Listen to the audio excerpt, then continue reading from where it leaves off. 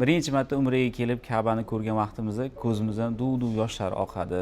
Birinchi marta namozda turgan vaqtimizda namozda qanday rohati bo'ladi, xuddiki namoz tugamasa degan fikrlar hayolimizdan o'tadi. Eng shirin narsa namoz bo'ladi. Yillar o'tgandan keyin namozni davom ettiramiz-ku, lekin avvalgi rohatni topolmay qolamiz. Yoki Ka'bani ko'rganda ham, Ka'bani qayta ko'rgan vaqtimizdagi birinchi ko'rgandagi haybat, ko'z yoshlar yo'qolib qoladi. Buni sababi nimada?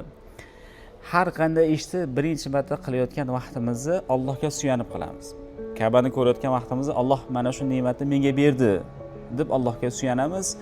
Alloh menga hidoyat berdi deb ibodatni boshlaymiz. Yillar o'tadi, vaqtlar o'tadi, pulim bor, imkoniyatim bor, xohlagan vaqtimda xohlagan firma bilan kelaveraman deb o'zimizga suyanamiz. Ya'ni pulimizga ishonamiz.